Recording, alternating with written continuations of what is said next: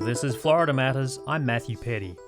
The public's trust in the news media is slipping. According to a recent Gallup poll, 39% of Americans say they have no trust in the media at all. That's a record high or low, depending on how you look at it. This is a problem for newsrooms as they try to figure out how to stay relevant and solvent. But it's not just an existential crisis for the media. As trust in the media declines, so does trust in science, higher education, and government. And with another consequential presidential election looming, the role of journalism has never been more important. Today, we'll talk with Joy Mayer, the founder and director of Trusting News, about how journalists can win back trust and help the public be better informed. Also joining in the conversation, Alex Mahadavan, director of MediaWise at Poynter, who talks about combating disinformation, teaching people to think like fact-checkers and journalists, and understanding the platforms and places where disinformation thrives. We recorded this conversation at the Poynter Institute in St. Petersburg. Well, Alex Mahadavan is the director of MediaWise at the Poynter Institute. Alex, thank you so much for joining me. Glad to be here. Also joined by Joy Mayer, director of Trusting News, a project that researches news consumers and then helps journalists earn trust and demonstrate credibility. Joy, thank you. Thanks for having me.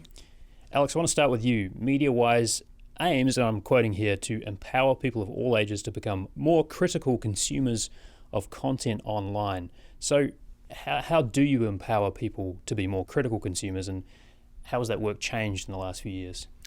So at its core, we teach people to think like fact checkers, think like journalists, so they can kind of be their own editors of their social media feed. We do this a lot of ways and for a few different demographics. So for example, for teenagers, we have something called the Teen Fact Checking Network, which is a group of teens who create TikToks and YouTube videos where they find claims, sometimes weird, sometimes political, that they see online, and then they fact check them, and then they teach their fellow teens how they actually went about doing it. So our goal is to help people be able to see like a suspicious image online and be able to do a reverse image search or track down the original creator. Basically, be able to kind of be their own journalists, police their social feed. And has that work changed a lot in the last little while or since you've been with Poynter? Yeah, when we originally started, the goal was just to reach 1 million teenagers because there was some research from Stanford that showed that teens were on their phones all the time, but they could not separate fact from fiction.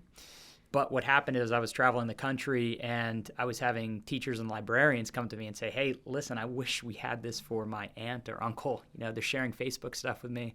So we branched out, partnered with the AARP and did some webinars and partnerships to help older adults fight misinformation online. We have programming for Spanish speakers now, and we've expanded beyond the U.S. So we've taken MediaWise to 8 countries, most recently a big program in Bulgaria. That's interesting to me that you're kind of tackling the issue from both ends of the age spectrum, teenagers and then maybe retirees or people sort of 55 and older. What about the middle? Like, is there a kind of a donut hole of where news is going unfact-checked and maybe people are a little more resistant to being media savvy? That's a really good point. So what we found is that misinformation is very targeted. It reaches different people in different ways, and it affects them as uniquely as they are as individuals. So what we found is it was most effective to tailor media literacy videos, webinars, social media posts, TikToks for each demographic: teens, Spanish speakers, older adults, college students, first-time voters. But we do have a text message course that is really designed for anyone to be able to take that features, Hari Srinivasan, Joan London, some big trusted names. So we do try to reach as many people as possible, but it's just a lot more effective when you kind of reach them where they are with names and trusted voices that they feel represented by. Sure. Joy, let me bring you into this conversation. According to a recent Gallup poll, Americans' level of trust in the media is as low as it was in 2016. Is that a surprise to you? Unfortunately, it is not a surprise to me. It's only getting more and more complicated to figure out what to trust. And our work at Trusting News is really about helping journalists help the public. So how can journalists make it easier for people to tell what is credible, what is trustworthy, and what isn't? Mm-hmm. The more fractured the media landscape gets, the harder it is to be a news consumer. 39%, I'm just throwing some more stats out here, but 39%, according to this poll, say they have no trust in media at all, which is even lower than it was in 2016. I mean, what do you think it is that is making those numbers slide downhill? Well, everybody trusts somebody, right? If you think about your kind of diet of trust, if you think about where you spend your trust, everybody trusts somebody. So people will trust their media. People trust the sources that they turn to regularly. They don't trust the media. So as it gets easier to find information from a specific point of view, representing a specific idea, targeting a specific demographic, people glom onto that and trust that and have less and less trust in anything that doesn't sound like that. When you think about the last 6 or 7 years, are there some events that stick out for you that may account for this rapid erosion of trust in media? Well, absolutely, the political climate of the country makes a big difference. It's not a new idea or an idea that began with President Trump to call journalists the enemy of the people, but definitely that idea has gained a lot of steam, and it's become sort of a part of a partisan identity in some ways to not trust mainstream journalism. Mm-hmm. And there's also some pretty big gaps between Republicans and Democrats when it comes to media trust. And also, I wanted to ask you about the connection between trust in the media and how Americans view the government and their trust in those institutions. Do these things kind of go in tandem? They definitely do. I mean, trust in institutions is declining. Trust in science, trust in higher education, trust in government. We're becoming more and more skeptical. And I want to point out about the political leanings, it's not just people who lean right who have lower trust in news, it's also independents. This is not a problem of extreme political views. This is a problem of people who fundamentally see the world differently and who don't see their own values and ideas reflected in journalism. Mm-hmm. Alex, you talked a little bit about misinformation and how that kind of influences how we consume things like breaking news stories. What are some of the things that work against news organizations and the general public when they're trying to get an accurate picture of what's going on? Well, newsrooms are competing against multiple social media platforms and millions of posts, billions of videos that are posted every day by influencers that, unfortunately, Gen Z, for example, trust more than a regular journalist. So you're going up against these like larger forces, an influx of information that is totally unregulated. You know what I mean? So there is no editor who's making sure a YouTube video is accurate. So, an influencer can churn out 500 YouTube videos in a matter of a month that will influence a lot of how people feel about the government, about institutions, and about journalists themselves. So, newsrooms and journalists are up against social media right now. That's it. Mm-hmm. You've written quite a lot about something called click restraint. Can you explain what that is and why it's important? Click restraint is one of the techniques that fact checkers use that we teach to teens, older adults, Spanish speakers, everyone. And it's the idea of when you are checking out a video, a TikTok, a post you find on Facebook, doing a quick search in a search engine you like and not clicking the first thing you see. Because a majority of people just click the first thing you see when you get those search results, and it's going to be an ad, something that was gamed with SEO, so maybe not the most trustworthy information. So teaching people to slow down and scan search results instead of clicking the first thing they see, and that kind of aligns with one of the biggest issues I see is that we've really become passive consumers of information. I blame the news feed originally, from Facebook. Now they're all feeds. And so, we generally ingest news and information passively. And so the goal of something like click restraint and what MediaWise does is to get people to be active consumers of information and seeking out trustworthy sources. And you were talking about influencers before, and that may have, the name is emblematic of what the impact they have, right? People go to them for their information, but where else are younger people getting their news from, and what does that mean for how you try to hone your media literacy skills as a news consumer?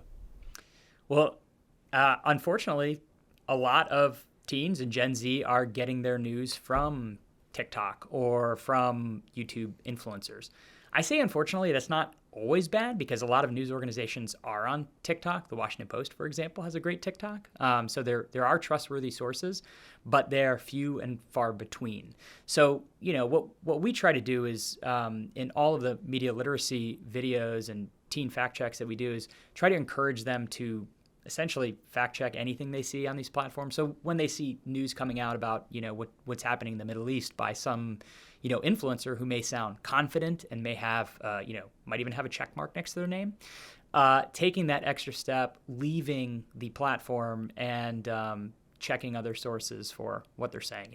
That's another technique we teach, lateral reading, which is the concept of bouncing from whatever platform you're on and searching for more information about the creator or the post. Alex, you mentioned the check mark, and I think I read somewhere that you said you admitted you're addicted to X, or the platform formerly known as Twitter. So it's pretty hard, even for somebody who's media savvy, to exercise that click restraint, right? And for folks who maybe don't know some of the inner workings of how these media platforms work and kind of the influence they can have, that's got to be tough. Well, we work with the Stanford Social Media Lab, which studies essentially, psychology, because this is a problem with our minds. It really is. We go to social media.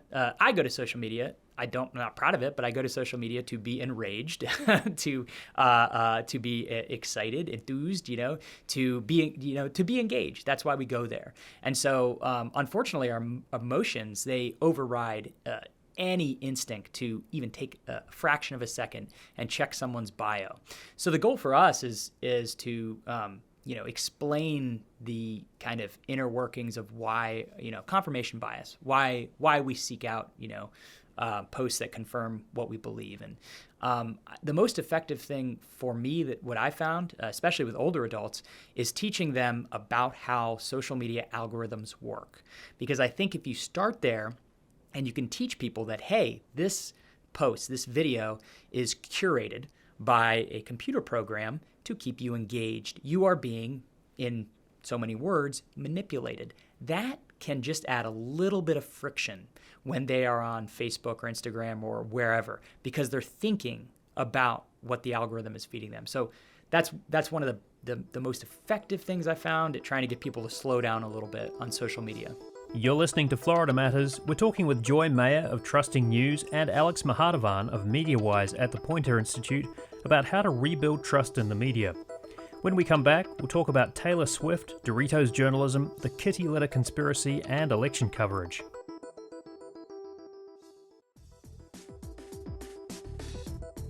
Welcome back to Florida Matters. I'm Matthew Petty.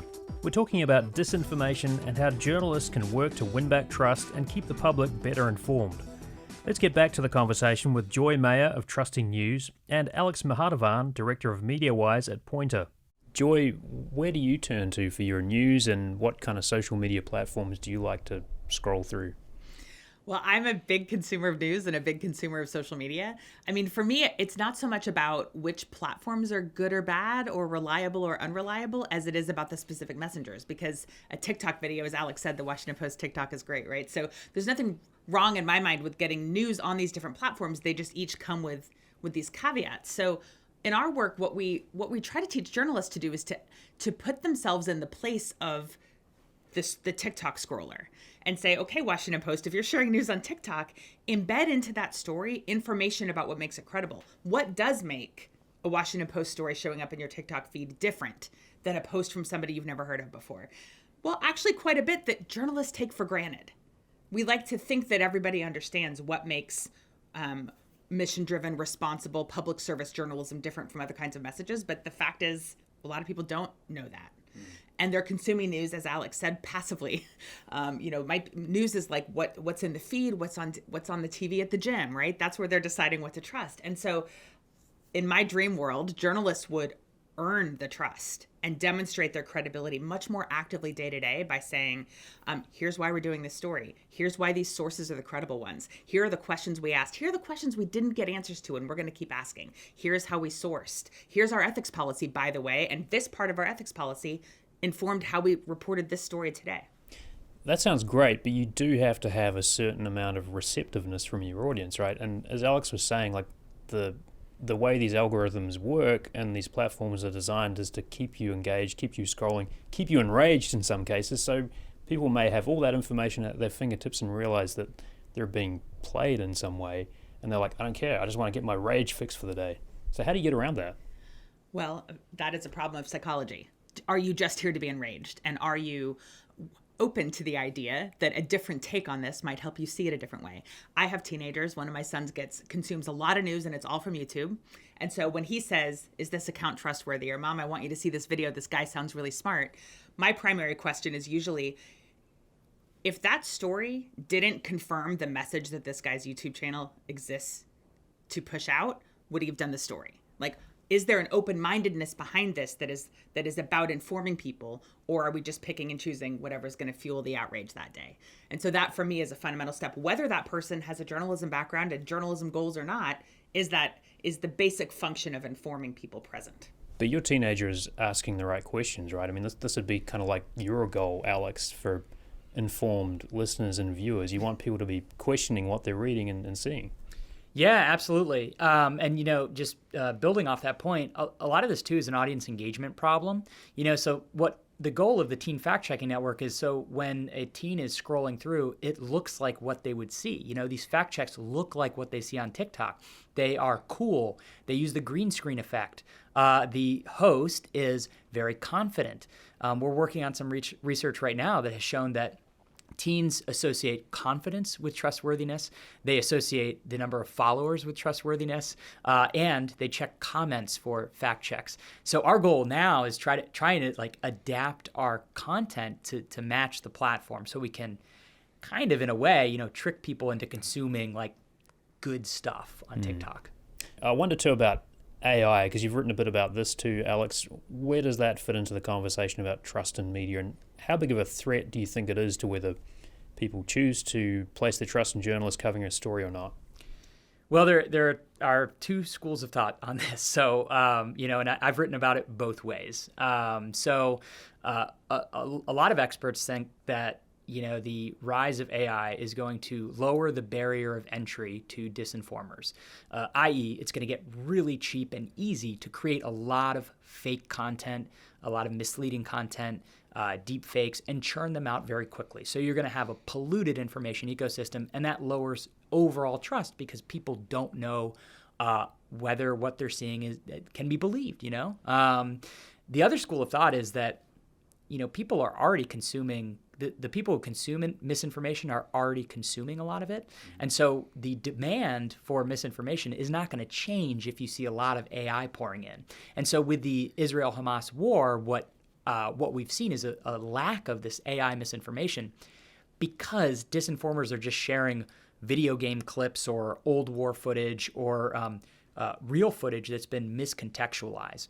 So personally, though, I am concerned. I think right now I'm trying to build AI into all of the curricula that we're developing, but it remains to be seen what the impact will be. Joy, I want to come back to what people consume and what they trust. And you were talking about how people tend to trust the news sources that they go to and consume on a regular basis, but there's a lot of competition in the news space, right? And there's a whole range of, from legacy journalism organizations to startups to everything in between, podcasters, bloggers, etc. I wonder if part of the problem about trust in the media kind of in general is that people aren't watching enough or reading enough or listening to enough to place their trust in a particular media outlet. So how do news organizations kind of get the attention of listeners and consumers and viewers in this crowded sphere of news? That's a great question. I think it's something that newsrooms do not invest nearly enough in.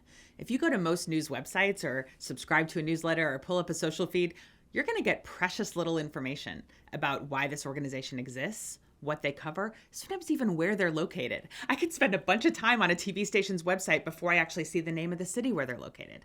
So I think, much less what their ethics are, who they're funded by, what sort of guardrails they have about funding, and who makes decisions about the news.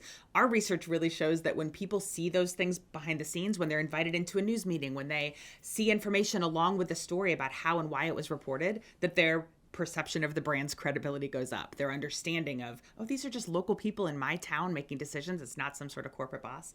So the question of choice for me begins with a newsroom being ready to tell the story of what it's doing in a way that will connect with people. As we consider social media feeds, we would not invent today a lot of the media that we have. If we're talking about reaching Alex's, the teenagers that MediaWise was created to reach, well, they're not going to read a newspaper or come to public radio. If we actually think about what does the public require of journalism, what if we measured our success by actually how informed the public was, not by whether they came to us on our platform and clicked in the ways that make it easy for us to measure, but is the public actually informed? Well, journalism as a whole is failing if the question is the public informed? And I think we need to be asking a lot of really hard questions about where we derive our value, how we explain what we do, and whether that message is resonating with the public. You mentioned 2016, and that's the year that Trusting News started. Mm-hmm. And when you think about 2016 and even 2020, I mean, those are kind of, I guess, marquee years in terms of political coverage. A lot of soul searching came about after those 2 years when news organizations were looking to see, what did we get right, what did we get wrong? And I think you could kind of start to see some of that sort of trust really start to erode from the public and media institutions. When you think about how this next election, the 2024 election, has been reported, what do you think news organizations are getting right? What are they still getting wrong when it comes to trying to bring the audience along and make sure that more trust isn't lost? Well, one of the areas of work that is most challenging and most important, I think, for Trusting News and for the newsrooms we work with is really diving into understanding the lack of trust among independents and people who lean right. I'll work with newspapers in the South or public radio stations or TV stations in really conservative areas, and they'll say, we're going to go out of business if we don't figure this out. If people do not trust us, the people of Tennessee don't trust us to give them news, we're going to go out of business, and we're just seeding people to further right news sources. We absolutely have to understand this. And so we're learning as much as we can about that and developing strategies for newsrooms to provide on-ramps to coverage that make sense to them, to use language and reflect values that resonate with people. I think that, one thing newsrooms don't talk about enough is that people who work in newsrooms are more likely to work in urban areas. They're more likely to lean left. They're less likely to have a regular faith tradition at the center of their lives. They've been to higher education. Like, there are ways in which journalists themselves are often different from the communities they serve, and that affects what they find interesting, what they are curious about, what they find problematic. That set of values, it's not about an intention to mislead people or an intention to have left-leaning coverage, but there is something about the makeup of newsrooms that shows up in our coverage and that makes people who lean right say, gosh, that news is not made for or by people like me. What about the split between what maybe a newsroom wants to cover and what an organization decides is important? I mean, I'm thinking of one example, news organization saying, we're going to hire a Taylor Swift reporter. And you had a lot of journalists coming out and saying, look, there's so many more things. I mean, and Taylor Swift is obviously a legitimate story to be covering, but there are so many other things that really desperately need coverage, whether it's politics, whether it's school board elections, whether it's healthcare. So what about that kind of divide? Well, sure. I think that, the divide about how sort of broccoli journalism versus Doritos journalism, serious journalism versus kind of entertainment journalism. Are you saying Doritos aren't nutritious? Sadly, they are not. I mean, that's been a problem, a topic of discussion and consternation as long as I've been in journalism. I actually thought the pushback to the Taylor Swift reporter from USA Today was really funny. I mean, you cannot possibly argue that this phenomenon around Taylor Swift is not worth one dedicated reporter. And I think pitting that against somehow, like, if you invest in that, you don't care about serious news, is silly. Just thinking about misinformation and thinking about the more near-term future, what would be your hope leading up to the 2024 election? Like, what do journalism organizations have to be thinking about? What are some of your fears about the way the next 11, 12 months may pan out? I think newsrooms need to be on the platforms where misinformation is spreading. I think they need to be much more in tune with covering national misinformation narratives, which always end up in the local level. Litter boxes in schools, a debunked theory is everywhere in this country. Sorry, just Walk me through that. Yes. So there is a common misinformation trope right now that they are putting litter boxes in schools to accommodate furries, and it's essentially it's a way to try to further marginalize anyone who's different. It's total bunk, but it's like it has been pushed to assert parental rights organizations' ability to basically come into schools and dictate rules and stuff like that. But it's an example of how local newsrooms need to be covering misinformation. They cannot just go right to the crime coverage and traditional coverage. You got to be covering some of these topics, because what happened, and I've heard from newsrooms, is that they were hearing murmurings about people going to the Capitol on January 6th. They were hearing about these small organizations in their towns, but their editors were like, who cares about that? That's, some fringe group. Why are we writing about it? Why would we want to amplify that? But you got to stay in tune with that, because, we saw what happened on January 6th. We should have been covering that from the very beginning. Joy, what do you think? I mean, are newsrooms ready for this next election and the months that will follow? I think, some are more ready than others. I keep coming back to the question of what success looks like for journalism. What are we here to do? And I think that especially when you look at local journalism, most people are not waking up in the day saying, how can I be most informed today? News is a small piece of their life. People have casual relationships to the news. They certainly don't want to be manipulated, and they care about being informed, but it's not a passion of theirs. And so my hope for newsrooms is that they will meet people where they are, whether it's on social platforms or, addressing rumors circulating around town, and that they will not expect that putting out information in traditional methods in a way that does not reach most of their community will suffice. If it's an existential crisis for journalism, and if, as you say, there is this kind of key role that journalists and journalism organizations play in society, what does that then make you think about when you think about things like democracy and civic rule and things like that? Yeah, the ultimate problem is that communities require access to information in order to thrive. In order to self-govern, we need a shared set of facts. We need a shared playing field for debate. And whether journalists are hosting that debate or amplifying that debate, adding information to fuel that debate, our role is compromised if we're not trusted by the majority of the community to do that. Well, I want to thank you both. Alex Mahadevan is Director of MediaWise at the Poynter Institute. Alex, thank you. Thank you so much. And Joy Mayer, Director of Trusting News. Joy, thank you. Appreciate it. This conversation was recorded at the Poynter Institute in St. Petersburg. You can find a longer version on our website, WUSF.org. There you'll also find archived episodes of Florida Matters. You can also subscribe to Florida Matters anywhere you get your favourite podcasts. That's our show for this week. Steve Newborn is our producer. Production assistance from Mary Shedden. I'm Matthew Petty. Thanks for listening.